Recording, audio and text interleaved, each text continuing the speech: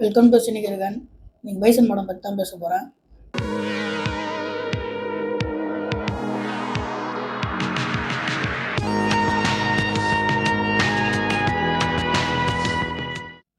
Bison படம் வந்தப்பயே பார்த்துட்டோம்.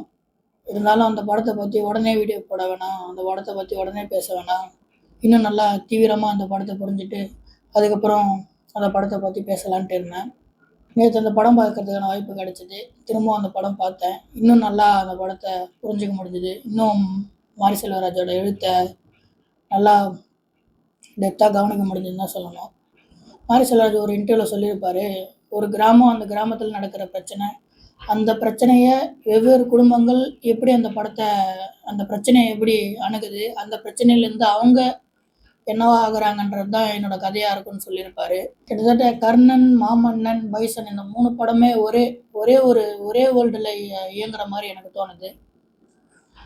ஒரு ஊர், ஒரு பிரச்சனை, ஒரு பகை உருவாகுது. அந்த பிரச்சனையை அந்த ஊரில் இருக்கிற வெவ்வேறு குடும்பங்கள், அதாவது அந்த பிரச்சனையை கர்ணன் எப்படி எடுத்துக்கிறான், அதே பிரச்சனையை அதிவீரன் எப்படி எடுத்துக்கிறான், அதே பிரச்சனையை கிட்டான் எப்படி எடுத்துக்கிறான்றது தான் கதையாக இருக்குமோன்னு எனக்கு தோணுது.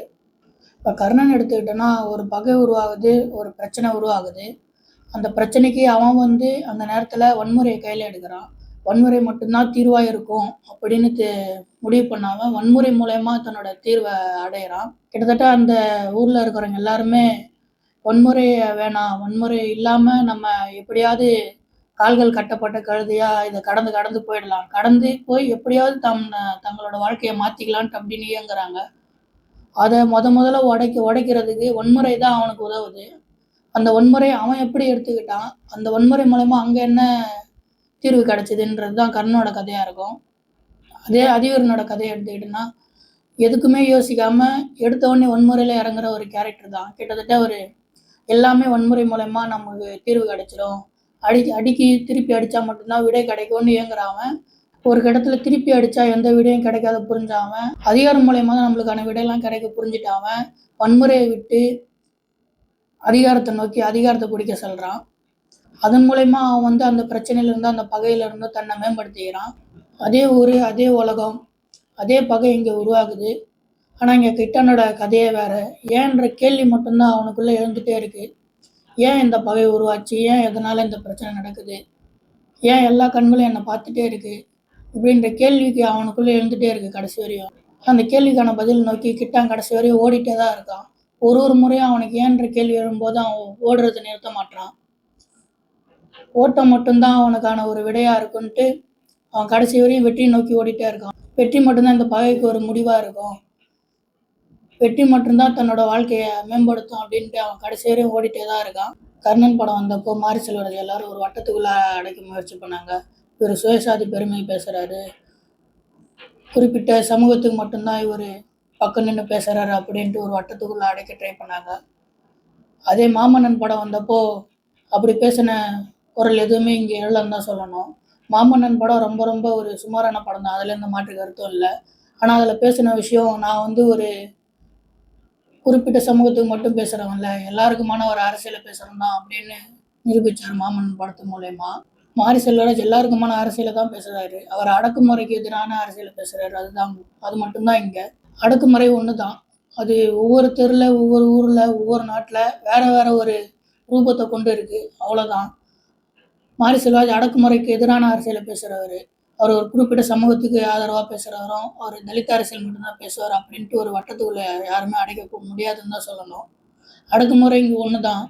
நம்ம மேலே போகணுன்னு நினச்சா நம்ம பக்கத்து வீட்டுக்காரன் நம்மளை விட மாட்டான், நம்ம தெருக்காரன் நம்மளை விட மாட்டான். அங்கேருந்து மேலே போகணுன்னு நினச்சா நம்ம ஊருக்காரன் நம்மளை விட மாட்டான், நம்ம பக்கத்து ஊருக்காரன் நம்மளை விட மாட்டான்.